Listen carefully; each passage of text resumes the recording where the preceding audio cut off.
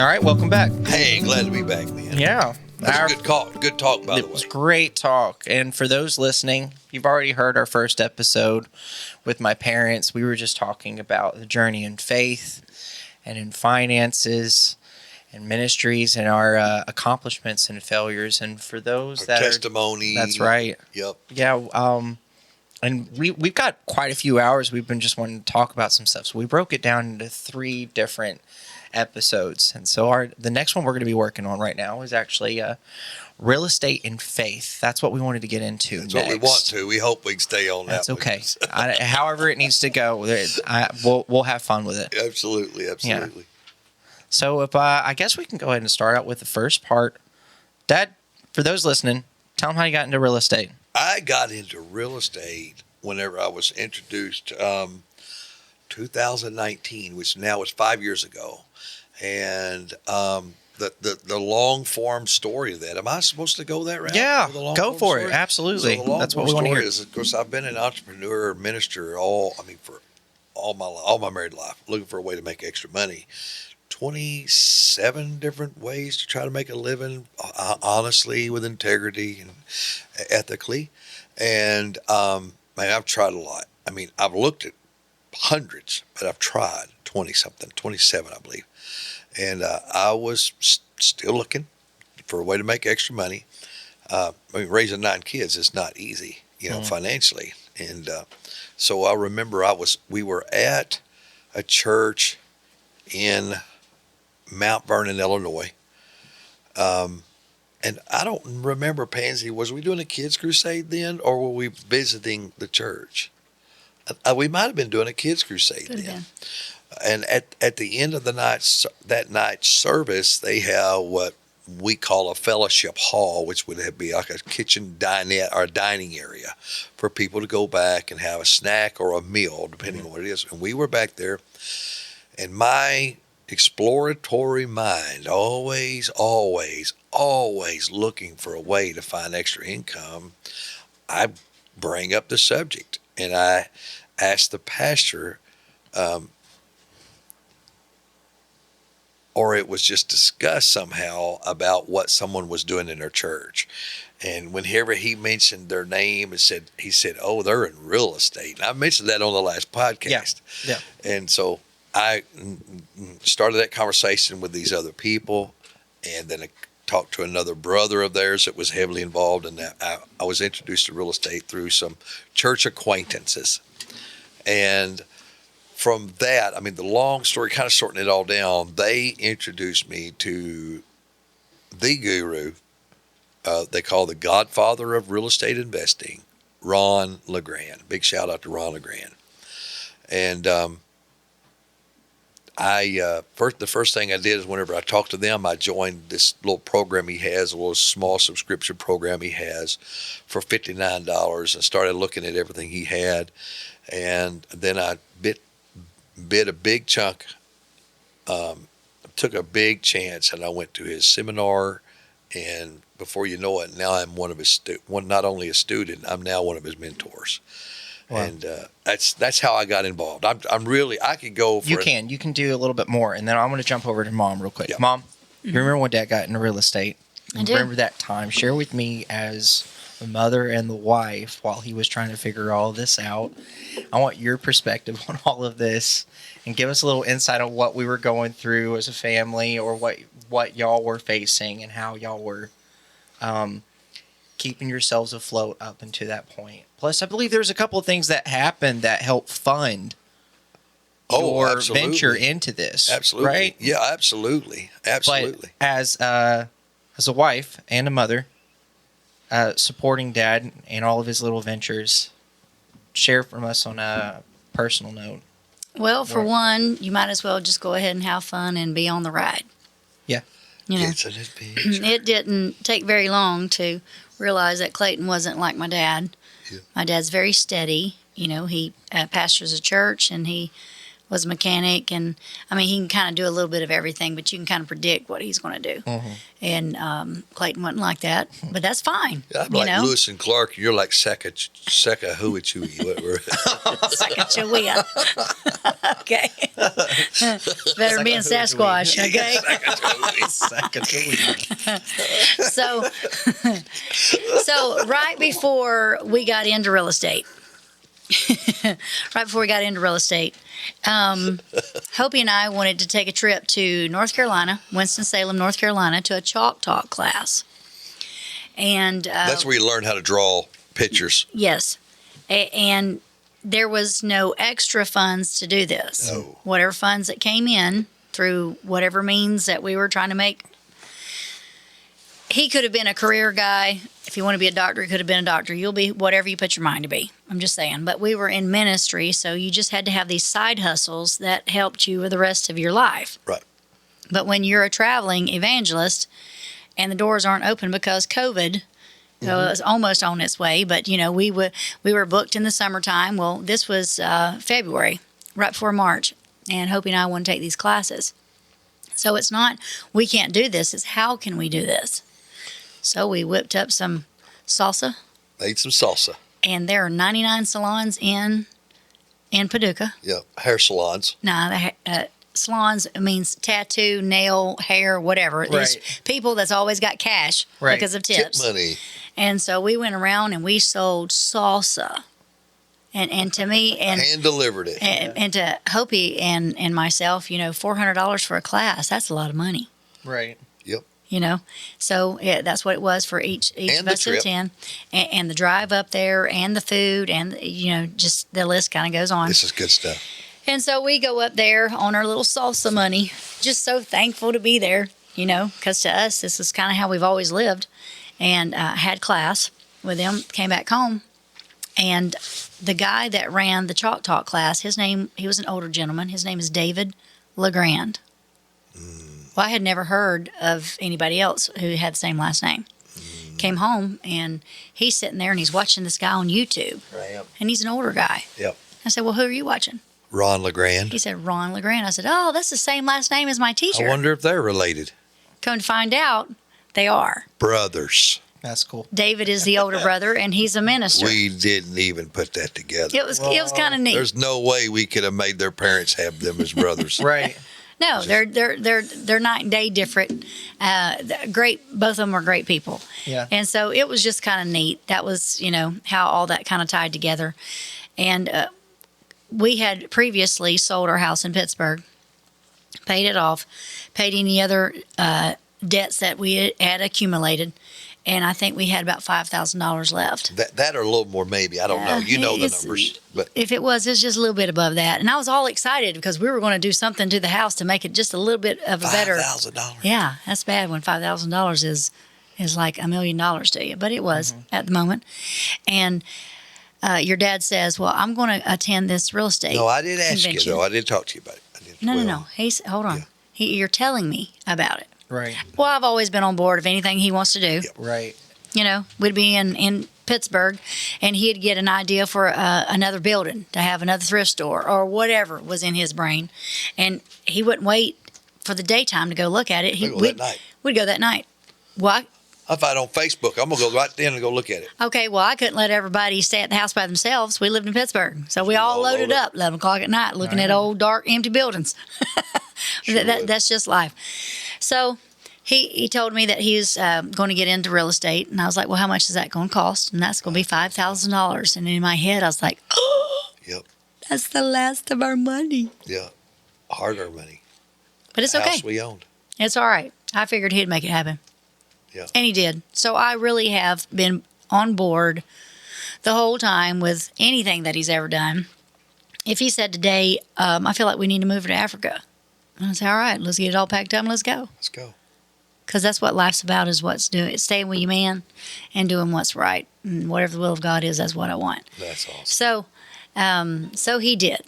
And not that I wasn't nervous, because I was nervous. Of course. But you can be a little nervous and still be for somebody. And he came back telling me, and I didn't really get involved with him on any of this for a while. Not that I didn't want to. This is just, it's a different language. You know, you got to, I'd listen and, yeah, you can do this. Me think, Yeah. what is he talking about? But when he came back and he kind of got his first deal, Yep. Maybe first $3,000.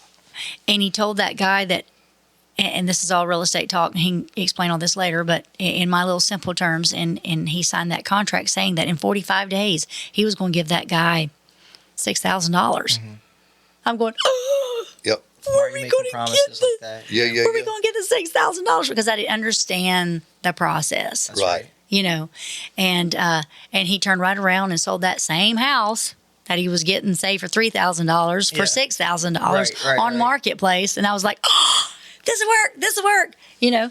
So then that guy was all impressed, and so he had another house, and Yep. and he did the same thing. And you talking about running to Walmart and buying some groceries? Yep. Yay! This felt great.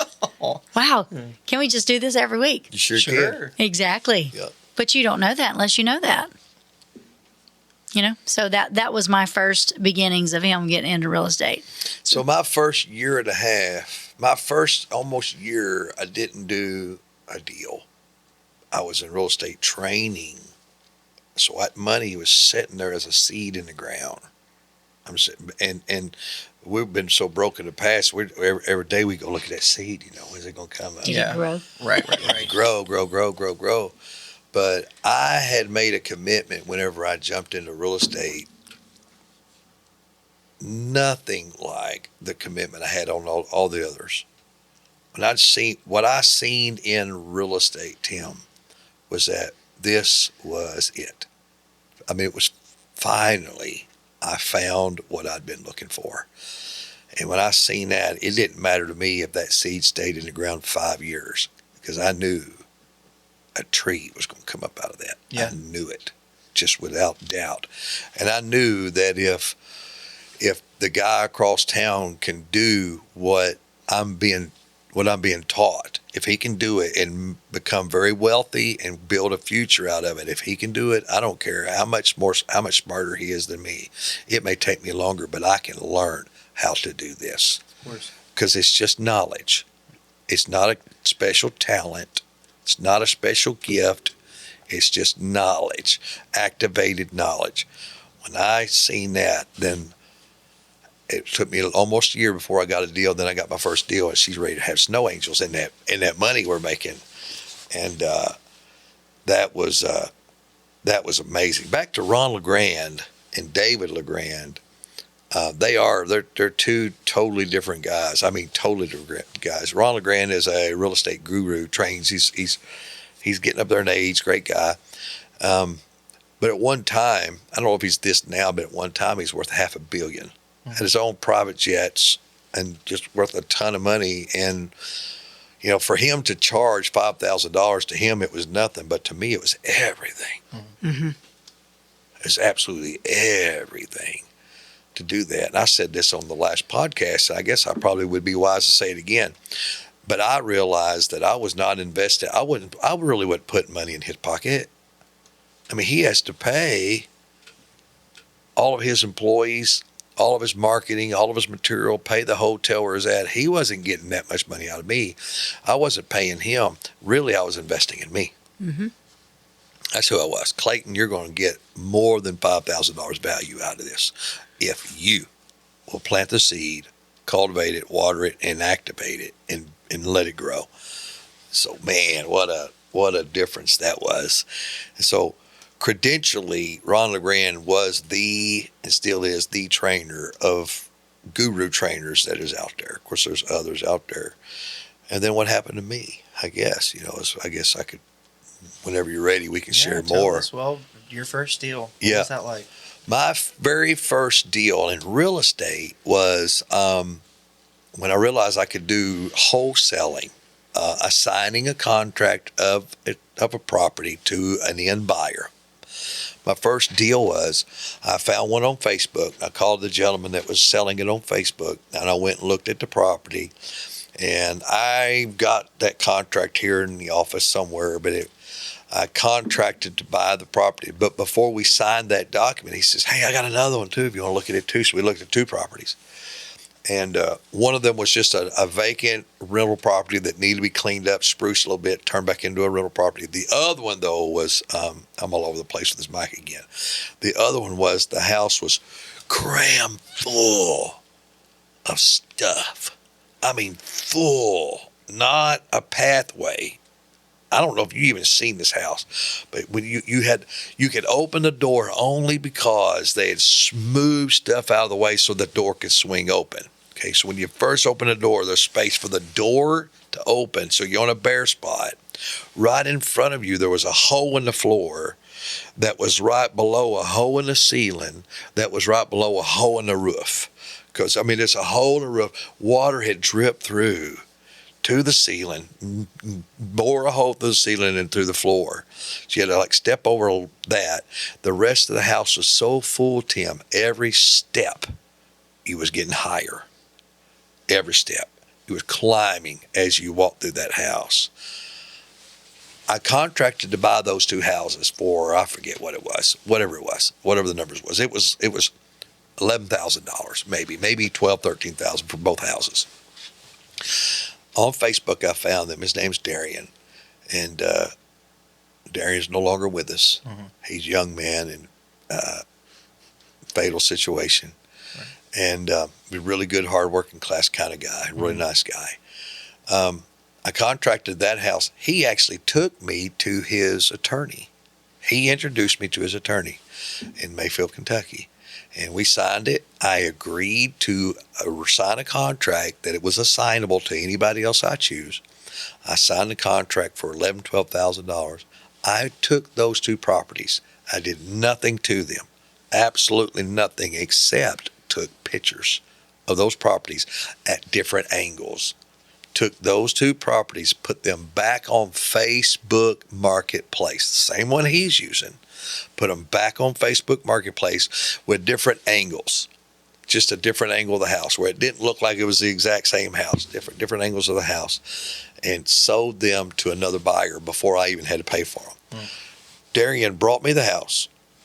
Darian brought me the attorney. Mm-hmm. I didn't even have to go find an attorney. All right, all I had to do is find a buyer, and I collected $3,000 to $5,000 on those first deals. Cool. Yeah, that was really cool. Yeah. Then Mom said, "Well, you got your hand. We can do this." Yeah. This is that little promising to give them money. Yeah. You know. Yep. You know what is about? Find somebody that'll give you more. The beautiful thing about this, one beautiful little thing about what has happened in my world of real estate, I went from being clueless, okay, to experienced, to now we're coaching. And just yesterday or day before yesterday, one of my students sent me a picture. He was one of my students. He sent me a picture of himself holding a $24,000 something check. That's awesome. His first deal. Yeah. He'd never done a deal before. And I said, when you get that check, send it to me. Dan sent me a picture of himself. And I've never seen him before. This is another thing. I've never seen Dan's face in my life. I've only talked to him on the phone and guided him through how to do this over the phone. That's how easy it is. I guided him over the phone on how to do this. And Clayton, I got it done. I did the whole deal. He went out, found the deal, contracted the deal, found the attorney, found the buyer, put it all together. I told him step by step how to do it over the phone. He went out and sold that house. It was full too. It had cars all over the property. And he made over $24,000. You know what's neat about this? What's that? As you've been telling me the story, is that I'm noticing from the beginning of you just being introduced to someone that is in real estate, and then also through training, educating yourself, you're constantly surrounded. Once you get into the world of real estate, you are going to meet people that will help you get there. Absolutely. Like in almost every deal. You're always going to have, you're constantly accumulating more resources and specialists, from even Darian just helping you find the house all the way down to a lawyer. Yep. You know what I mean? Yep. And then from there, it's like, well, whatever you have missing in your real estate business, somebody's going to be available to coach you, teach you, specialize in whatever skill set that you're going to need to make it happen. That's right. I mean, it just took a little bit of legwork on your end. But surrounding yourself with the right people, I mean. And real estate helps you do that. Always. Once you get into it, it's almost like you shouldn't fail once you get into real No. estate, because you have No. everything right there. Once you get into that world, everyone's available. Right. But like one phone call, like, Right. I mean, if you're lacking in something, they're going to be available to teach you. And there's so much stuff online now to walk you through deals and how to do it these days. There's another guru or teacher or coach out there. I tell you, one of the best coaches I have. One of the best coaches I have is not a coach. And I'm actually teaching my students to do this. One of the best coaches I have is my attorney. Mm-hmm. That's right, because it all comes down to just He's law. doing the transaction. Yeah. I'm just cashing checks. That's right. And if I have a question, I can say, "Hey, this is the deal I've got going on. What do you think?" And I want, if you're out there trying to get into this, find an attorney that's doing real estate and say, "I want to do a deal." Of course, you need to bring something to him, but my attorney has taught me a lot on how to do real estate. Well, I'm going to give Pace Morby some credit. See, Pace, the way that he was able to, and so many other Shout out gurus to and Pace. teachers, yeah. But these guys, the way that they were able to teach is they went ahead and did the homework and figured out legally how they can acquire properties and then also sell them or reassign them. That's all it is. Right. So if you already have a lawyer that's familiar with that stuff, you're directed to the information. Right. So, Right. and then of course there's your other specialists, your realtors and real estate agents, which they specialize in marketing, Marketing specialist. and then also representing sellers and buyers. Right. And then on the other end is your coaches that Yep. kind of help students get into it. And I just wanted to Facebook- add that in there for those Facebook that are groups, listening. RIA groups, Yeah. just surrounding yourself with all those people. I mean, again, I was back to dropping that seed in the ground, and I said, if it took me 5 years to learn, all these things are happening. It just takes time to build the group or your people that you want to be around. It takes a little bit for all that to come together, but it happens. If you'll commit to it, it happens. Mhm. So we went from how'd you get started to what's going on now. So Right. Well, I mean, getting into this business now, and how have you been able to, being a Christian and in ministry, and for others that are listening, those that might want to find themselves getting into this, can you show the upside, not just from the financial end, but for those that are in ministry and Christians, like why should you even consider real estate? Not just as an income, or just go ahead and just do a brain dump on all of that. if you'd I'll like. just brain dump on all that. Our lifestyle, we were traveling evangelists. We Yeah. did a lot of traveling. Okay.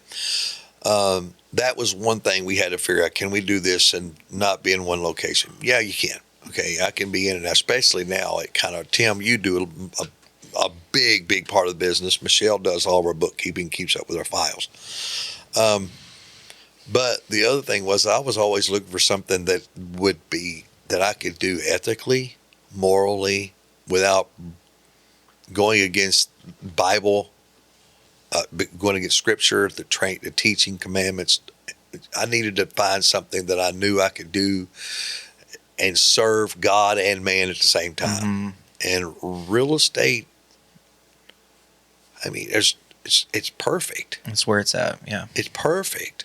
I mean, I'm helping people in a situation where they can't sell their home because their home is not stage ready.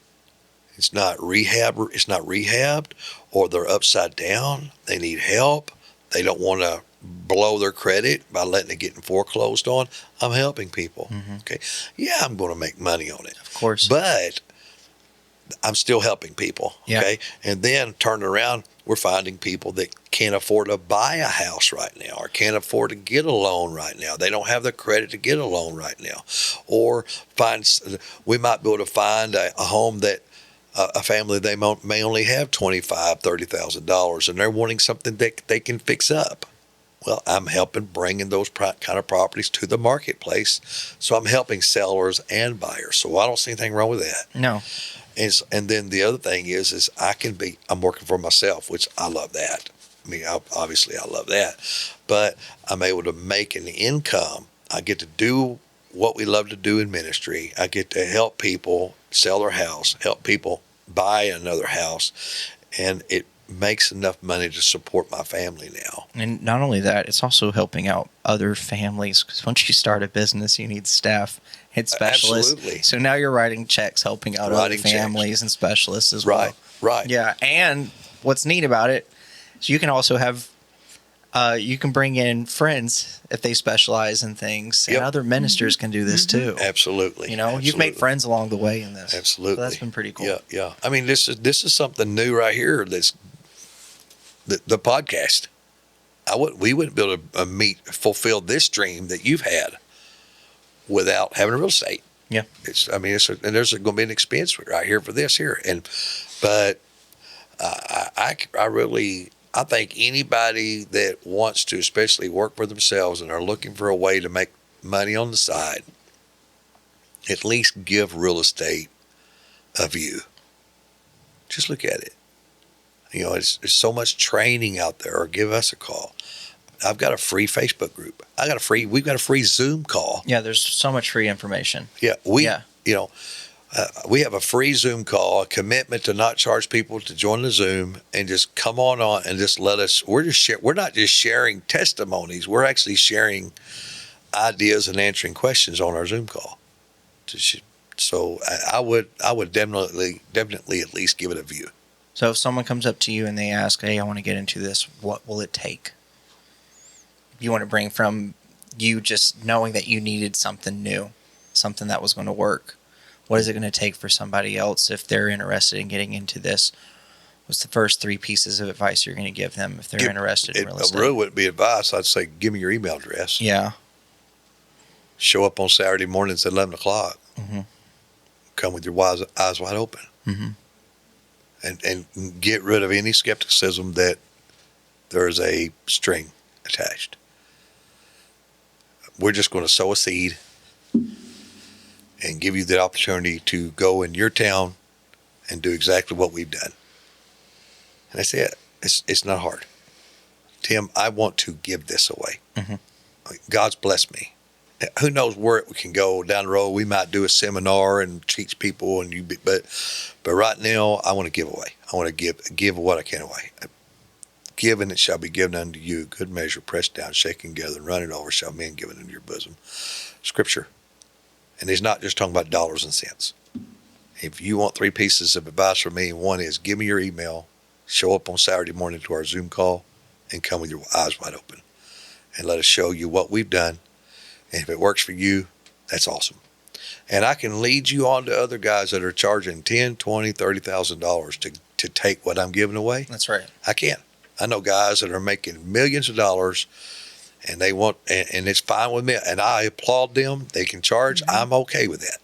I spent my first $5,000. I've spent over $150,000 in the last 5 years on my personal education. I am not against that. But what can I do to get started? Give me your email address.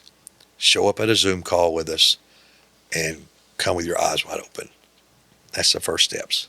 I'm curious, but can you share with us why it is so important for people to get into real estate today?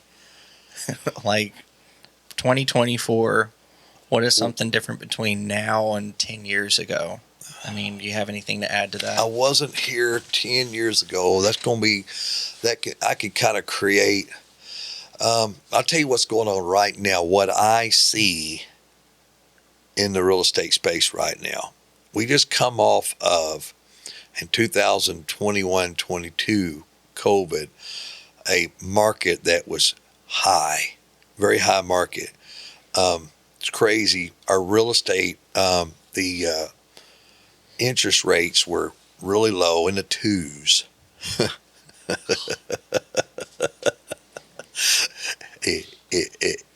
Anybody could afford a 2% interest rate. The monthly payments were really, really, really low. Okay, so people were buying $250,000, $350,000 homes because their monthly payments, they could most likely afford it. Maybe. Right. Okay, all right. That was then.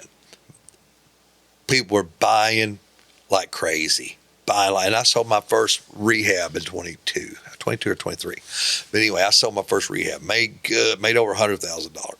Made really, really good on that first full rehab. I've never rehabbed a house either. I learned how to do that. Right. But But now we're no longer there. Matter of fact, interest rates now have gone. They're starting to drop, but they're in the like six. They're still high. 6, 7. I think they've peaked so far for Yeah, this. they peaked and they're starting to drop. Well, guess what happened? If those people that got those 2.2, 2.4 interest rates, if they were not fixed, their interest just went up 300%. Okay, so what they could afford, they can't afford if it wasn't fixed. So now the amount of money that's going toward principal, very little. They can't afford. Their prices going up. Prices going up, and we're starting to see a return of properties into the hands of the banks, or people are still they're selling their houses. That's or right. more houses. Now there's still people buying houses. Okay, but we're about to start seeing houses that's going to go into the foreclosure. That's what I'm kind of seeing right now. Properties, people were they held on as long as they could. They can't afford to make these payments anymore. They're wanting to sell their houses. And that's what I'm seeing right now. So as far as an acquiring strategy, focusing on the market of homes that people don't want to find themselves foreclosed on, so they're going to hand it over to somebody Yeah, and we'll save the else. credit. Yeah, we just bought. Well, not just bought, but I'm buying houses just by taking over the mortgage. That's right. Yeah. Yeah. Just they in some cases I'm buying houses with nothing down and taking over mortgages. Sometimes people want to move and they don't want to sell. They can't afford to sell. By the time they pay their realtor, they won't sell because they got to ask more than what it's worth. So we buy houses that way by just simply taking over the mortgage. Now- That word takeover is not really technically what we're doing, but we're buying a house subject to or with a wraparound mortgage by making payments to the existing loan. Now, for those listening, you're picking up on all these homes that everybody else doesn't want anymore. It doesn't mean that you're just left with all these houses. So for those that want to hop in and listen to how we do this, we've got a strategy on how we're able to make money with homes that people are having to give back. Or Yeah. instead of giving back to a bank, we get to pick up on it. Right. We've got a strategy for that. In fact, it's making us a living right now. We're able to help out other families that are still looking for houses Right. in the market that we I don't are in want to right now. shake up people's thought pattern here because there's going to be a wide range of people that have an understanding of real estate. So I'm just going to just go ahead and, as if you already know. Say, for instance, I buy a house at $100,000 and that's what it's worth. Okay. They owe $100,000. Okay. And let's just say the payments on that house is $800. Okay. And so, but if they try to sell it on the market, they can't get enough out of it to pay it off and pay a realtor. Okay. Or they need to move quickly. Some people would say, Clayton, you're an investor. Why would you buy a house for $100,000 when it's only worth $100,000? Where in the world are you going to make the money? Okay, there's no money to be made here. Okay, I'm glad you asked. I would still buy that house for $100,000 as long as they let me take it over with the note as it is, the mortgage as it is, and I'll make that $800 a month payment.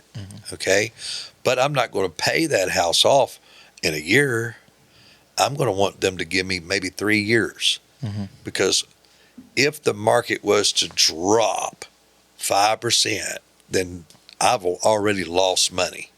In 1 year, I'd already lost money because it dropped $5,000 more. It's only worth only $95,000, and I paid $5,000. So I need time, if it was to drop, to allow the appreciation, the value of that house to go up. I'm buying time.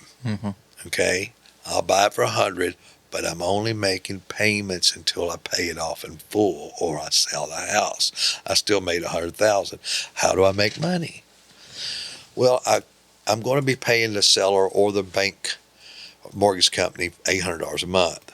But I'm going to turn and find a tenant buyer to occupy that home, and I'm going to sell it to that tenant buyer on an option to buy with a lease. They're going to lease it from me with an option to buy for $120,000. These are those that may have bad credit, but they have the income. They've got the money. They can't get the loan, and now I want to be the qualifying bank for them. I'll sell it to an end buyer for $120,000. Well, there's my first $20,000. There you go. All right, but but I'm going to get them to give me a down payment. Say, for instance, they can afford to give me $10,000. Well, there's a piece of money right there for me. Okay, so I'm going to make $10,000 up front. I owe this buyer's going to owe me $110,000. I owe $100,000. So there's another $10,000 waiting on me when my buyer cashes me out. But I'm not going to let my buyer cash me out for at least a year. And what I mean is, I'm going to expect my buyer to qualify with me by leasing from me for 1 year. Okay? They're going to give me a down payment. They're going to establish residency, lease the property from me for 1 year while they're establishing their credit. That year, they're going to pay me $1,200. So I'm going to have a cash flow of $400 a month. Okay, I'm going to have a front end $10,000 option payment. When they pay me off, I'm going to have a back end $10,000 profit.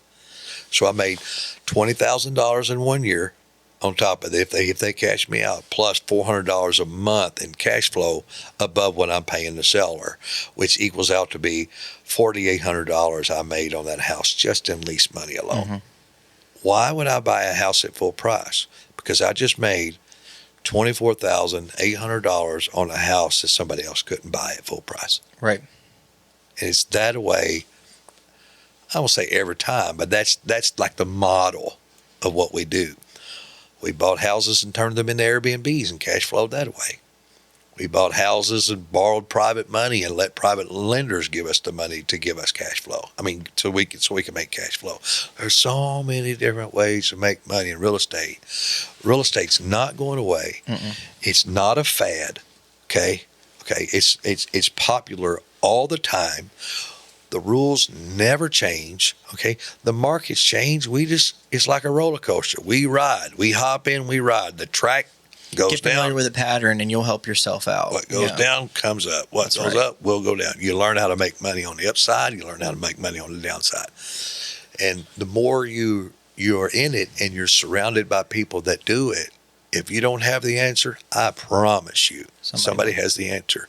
And those that are successful want to share information with others that are trying to become successful. What's neat about all of this, it's not just two families that you're helping out. It's not the buyer and the seller. It's also you. So that's three families that you've helped out with one house deal. Right. Absolutely. Isn't that cool? Absolutely. I love that. Yeah, that warms my heart. Mom, what's it like being a real estate investor's wife?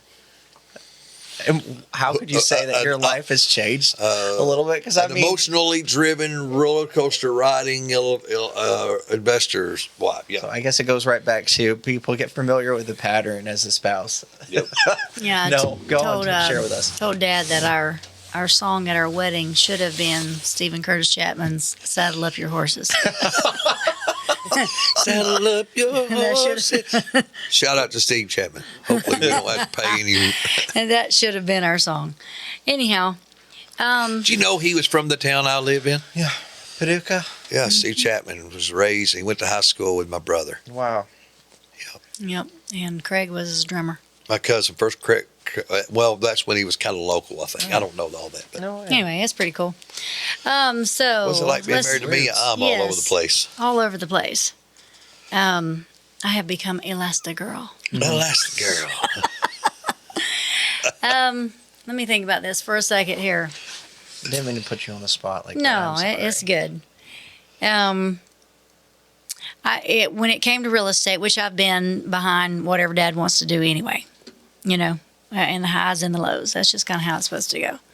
But after he made those two first contracts and they sold, I knew we were in it to win it. And it was very exciting because, there wasn't, he come home with $3,000, $5,000. $10,000, $15,000. You were just, let's pay up all those bills and go out. And usually I'll go buy groceries and you'd write it down. You only had X amount of money to spend. Well, we got $20 left to spend, so what can we get for $20? Okay, well, then it wasn't that way. Let's just go get what we need. Absolutely. There is survival mode, right, and there is what you need mode, and then there's abundance. And so it was pretty nice to be able to go out, and when you got company coming over, just go and buy and buy and buy. You know, go shop like Mama. Right. That's how Go she shop always like shopped. Nana Claus. Santa Claus. Hey, I want to stop something. Finally, yesterday, it hit me. I seen myself literally owning an airplane. It's coming. I'm going to own an airplane. Change the subject, but it happened. It's happening. Yeah. Where'd you find it? Where was it at? I didn't or you find just it. visualize yourself I mean, in there? it's just like, it's just until you literally visualize that it's actually going to happen. It's like it is super duper cool.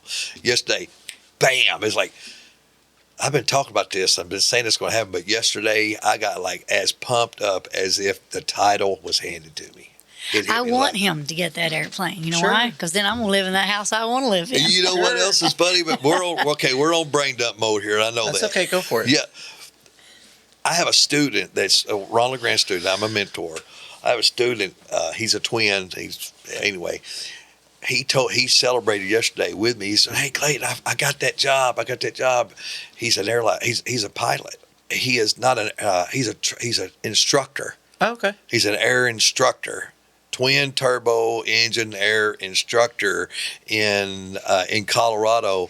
I said, what would it cost for you to rent an airplane, fly out here, pick me up, take me somewhere, and blah blah. We talked about numbers. I said, wait a minute, what would you be able to fly here? I put you up, and we rent an airplane here in town, and you fly me to Atlanta or Georgia or Orlando and back. He goes, yeah, it'd be cheaper to do that. He would rent the airplane, so now I have a pilot. He said, but even better than that, Clayton, it's cheaper if you buy the airplane, and I can be your instructor, your kid's instructor, your cousin's instructor, your family's Yes, isn't that instructor. cool? He said, then I'll be I'm your- telling you, I've been looking online for the past 3 months about getting my pilot's license. He said, Yeah. I can. Not kidding. He is certified. He's a commercial. He has commercial license. Mm-hmm. He's certified to twin turbo train. He's not far from getting his certification of jet. Mm.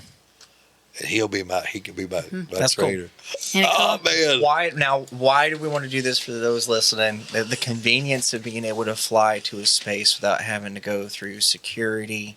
Oh no, it was the No, 15 hours I was just in the car. Oh, just the trip Yeah. back from Florida. I Yeah. was like, that's enough. If I Like, got to yeah. fly from Paducah to anywhere, I got to fly from Paducah to not Durham, North Carolina. Sometimes. Douglas, Charlotte Douglas, Right. most of the time, and there's always a layover there. And there's only like 3 flights into my town, and if you miss one or if they have to change it, you got to stay the night. Right. And so I can get to Orlando, Florida, faster by driving 2.5 hours to Nashville, Tennessee, and taking a flight out of Nashville. But then I got to pay to park there all week. Now I'm not saving money by buying my own airplane. Okay. No, you're saving time. we're saving that's time. hard. That's what Time it's is money. always been about, though. Time is Almost money. everybody that ever gets a jet, it's not for the convenience of being a jet owner. It's the time that It's you the time. save. I know it. That's what's the most Yeah. important thing Yeah. to everyone. Anyway, Yeah, I'll Yeah. charter it. Once we get one, I have a pilot. I'll charter it. There you go. It'll pay for it, most of it. It'll pay Yeah. for a portion of that's itself. how it should be. But Plus, all the other meetings you can go to, especially when you get into the coaching sector. yep, You know, yeah. you Yeah. have I to be can- able to be available for everybody. Someone And says, then- "Hey, Clayton, we got a shopping center we want you to look at. We want to Yeah. buy a shopping center. We want to buy, a couple hundred units apartment complex." And And so for those I know, we've already talked about it, but the ministry opportunities behind that too. Oh And fly to yeah. Honduras, Mission trips that fly around we the take. world. Yeah. That's what. Plus, Oh, because I know yeah. it costs money to already ship toys to Honduras. So I wouldn't be able to fly around the world with a twin turbo. No, prop, you but- couldn't. No, But I could fly. no. But as far domestically. as South America, Yeah. Yeah, you yeah. might you can reach there. Yeah. A couple Yeah. of other Yeah, spots. That's cool. But sky's the is. limit. It is. It's good to dream. It's and then to also make them into reality. Put your goals out there on paper, and then start setting your strategy out as to what it will take to achieve those. Well, one man said one time, I've repeated this many times wherever we go. Some people dream about doing great things for God. Others wake up and do it. Yeah. It's like, That's good. do Let's it. do it. That's a writer downer right Yeah. there. Yeah. You dream about doing great things for God, or you can just wake up and do it. And fall flat on your face. So what? I don't think God's going to be upset with someone for trying. Nope. So you find that out. It's gone. You got a passion to do something for God or do something for your community, to do something for yourself. You won't accomplish it until you start taking those crazy, crazy steps. And are you worth that? Yep, you're worth that. You're worth crazy effort. And you won't achieve crazy things unless you put in crazy effort. We get back what we put into. Yep. So, yep. That's I had a guest on the podcast, and I asked them the same question. I want to ask you, why is it that out of all the career options out there, those that find themselves in real estate, they are, for the most part, would we say something they have in common is they're extremely ambitious and they reach for the skies, Yeah. and they're more mission oriented. It's not just trying to get the next raise or the next position. They actually have something that they can build upon for themselves. It's really up to the efforts that they put in, right? Yeah. Yeah. My brain's going kind of bouncing around here. But I think mean- I think it is because of you are in control of your own destiny, kind of. I think so too. Yeah. Yeah. The more houses you sell, more money you make. The more partnerships that you make, People more, that you've helped. Absolutely. More people you've met. And then how the world is, the economy's up and down, you learn to roll with it. You don't And- get scared about what times that we're in. Wealthy people usually figure it out. They just roll within that time frame. And then you'll be back up into another one. You roll within that. And less stress that way.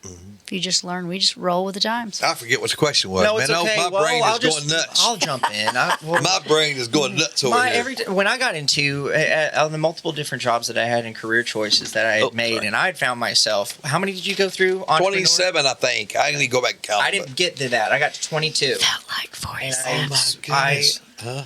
Well, like 47. I'm 47. That's My what mom said. Felt like Yeah. 47. But I got to 22, and I had changed it up quite a few times, and I figured, no, this is the direction that I'm going to go in. Give it 2 years, and I was like, I don't like the fact that I'm You're not my own 30. boss. I'm 25 years older than you are. Wow. Wow. Yeah, I bounced around. If I wasn't satisfied with, I'm glad I found real estate to Yeah, introduce yeah, it me to you. too. By the time you're my age. Oh my me word. too. I learned that as much as you can put in efforts working for other people, you're not always going to be able to get their attention or for them to recognize, or if you have to play politics in order for you to be able to get the pay raise or the position that you want. Nor can you achieve and accomplish the things that you want to in your life working for others. And I'm not against those that are going to have a career life, Right. because we need that. Please, if you want to be a doctor, I need people to be doctors if I'm going to have surgery done, and I need lawyers out there. So pursue those career choices if that's your passion. Please. Something I've learned about in real estate, you don't, when you go in, you're not alone. No. There are other things where it doesn't matter how many coworkers and bosses that I had, I could work so hard and still not be recognized. And no matter how much effort I put in, it's not that I could double or triple my money or my investments or have more opportunities to do more. Yeah. In real estate, the possibilities were endless. And then not only Meeting that, people. you're not just self-employed. As soon as you get in, you're surrounded by a massive community of people. Yeah. And almost everyone in there with the right mindset. I'd say a lot of them are winners. Yeah. You'll Yeah. find out real quick Yeah. once you are in the business and Yeah. been in it long enough and had a few of your own deals. You're going to be around some winners. There's people, and they want something else I've learned about this industry. People, there are those, they are going to make a living teaching, but a majority of those on the side, they still give information for free. They want to teach you. Right. They want to share information. Right. It's not even just bragging. It's just this industry is so fascinating, and there's so much to learn, and multiple different ways you can customize deals and strategize. Oh, there's so many ways. So, yeah, I like that. Creative. So Very many creative ways. Yeah. Yeah. Yeah. And you meet some good people along the way. Yep. I've noticed the givers. Yep. And a majority of some of the conferences or communities that we have joined Masterminds. or masterminds that we've been a part of, they speak the same language. Yep. They are under the giving mindset. You know, I've learned something personally through that in mastermind groups that was, it really wasn't like a session or a class or really no one's. I had to be personally force fed to learn this little thing I've been saying lately. Some people are spoon fed as babies. Some people are force fed. Okay. And some people are self fed. I've self fed myself on a lot of things. Something I had to be force fed on. I finally seen myself when I go to these masterminds or I meet these, multi-million-dollar people. Okay. I'm surrounded by multi-million-dollar successful people. Yeah, just huge.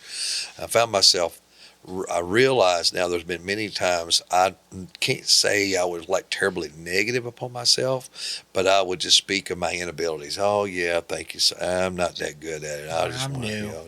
I'm new and don't know, and I wish I could do better. Like a poor little whiner.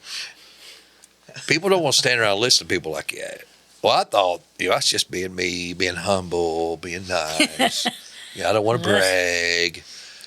That's not how successful people talk. No. And they don't really want to talk to people that are going to be like that. They just want to talk to people like that. Nor does a congregation want to listen to a minister or a pastor talk like that before his sermon. That's right. That's right. You know?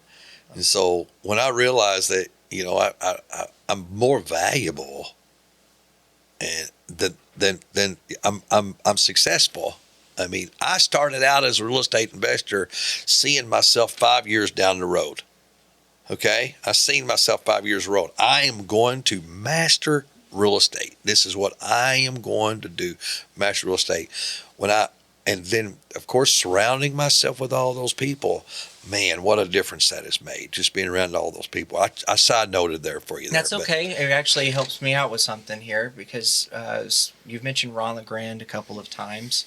And he's now has you as a mentor for for some of his programs. Yep. And I remember when you got into it, why you had asked why did Ron LeGrand pick me, and it was because of not only your story but you being a minister. And share with me a little bit about how God has been able to use you. And this and it caught Ron LeGrand's eye. Right. And so for others, you've been able to allow God to bless you in this. Your best mentor is definitely not going to be a totally self-serving person.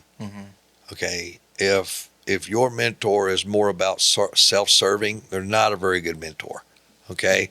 Ron looked for in all of his mentors to be servants, people that's willing to serve others. That's number one thing. When I'm gathering, what I see and all the other mentors that I'm surrounded with on the team, they're all servants. Okay. And so that was like how I got selected. Of course, my story was $38,000 a year to making a massive amount of success over the next couple of years. What was the other part of that question? No, that's actually just going to help us open up for our third episode that we'll be coming back to on family, real estate, and the balance in ministry. Awesome. All right. Thanks for joining us. I had a great time.